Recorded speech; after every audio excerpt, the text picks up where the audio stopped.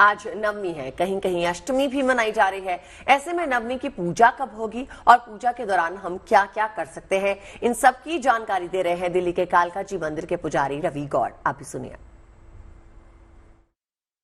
शारदीय नवरात्र में नव दुर्गा के दर्शन के क्रम में मां सिद्धिदात्री के दर्शन की मान्यता है।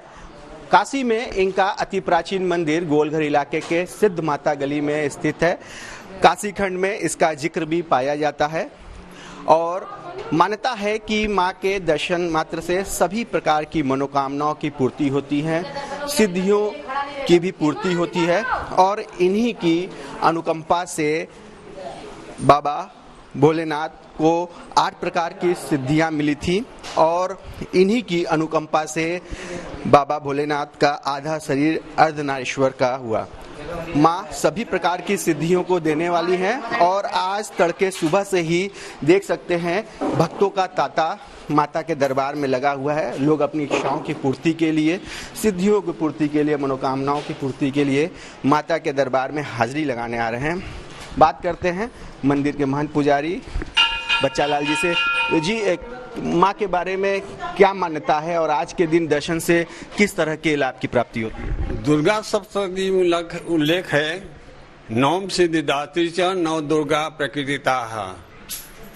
अंतिम दिन माँ सिद्धिदात्री माता का दर्शन पूजन का प्राविधान है। जो भक्त 8 दिन अन्य देवी देवता का दर्शन नहीं कर पाते हैं, वह अंतिम दिन माँ जगदम्बा सिद्धिदात्री का दर्शन पूजन करके 9 देवी का ही उनको पूर्ण फल प्राप्त हो जाता है। इसमें कोई संशय नहीं है।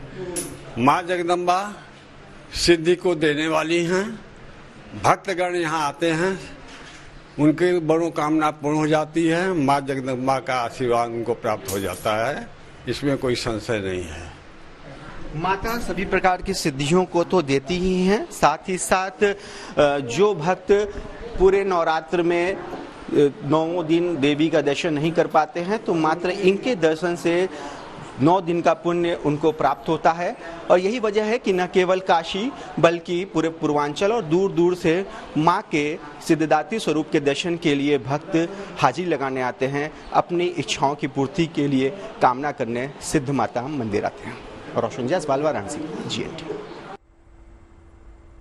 तो गौतम जायसवाल की रिपोर्ट के बाद अब आगे बढ़ते हैं, बात करते हैं हमारे खास मेहमानों से। हमने आपको पहले भी कहा था हमारे साथ खास मेहमान जुड़ रहे हैं। स्टूडियो से हमारे साथ पंडित अरविंद शुक्ला जी मौजूद हैं और प्रतीक भट्ट हमारे साथ ऑनलाइन जुड़ रहे हैं और साथ ही धर्मेंद्र हमारे साथ मुंबई से जुड़ेंगे। तो सबसे पहले अरविंद शुक्ला जी का रुख करते हैं। अरविंद शुक्ला जी, देखिए अभी जैसा कि हमारे संवाददाता ने भी कहा और उनके साथ जो पंडित जुड़े थे उन्होंने भी कहा कि सप्तमी, अष्टमी और नवमी के दिन अगर आप व्रत कर ले तो आपको फल मिलता है पूरे नवरात्रि के दिन जो है उपवास रखने वाला।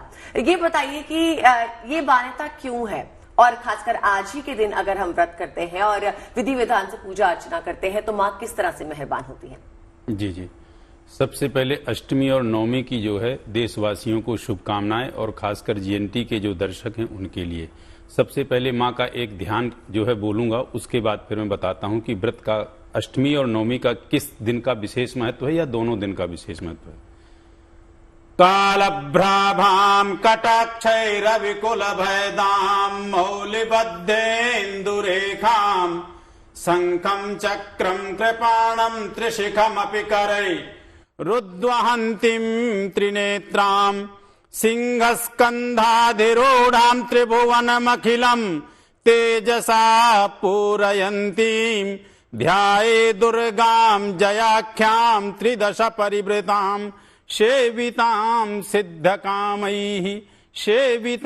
सिद्धकामैः अर्थात जगत जननी भगवती का जो अष्टमी और नवमी का जो दिन है वो है विशिष्ट माना गया है।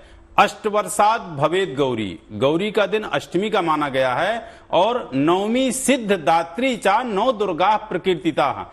जो व्यक्ति प्रथम दिन से साधना करता है और साधना करते करते अष्टमी और नवमी को पहुंचता है तब उसको नवमी की तिथि में फल की स्तुति मिलती है। अर्थात जो उसने अनुष्ठान प्रतिपदा से लेके किया और नवमी तक पहुंचता है तो नवमी से जिस कामना से, जिस ही इच्छा से। कहते हैं कि यम यम चिंतयते कामम तम तम प्राप्नोत निस्तम।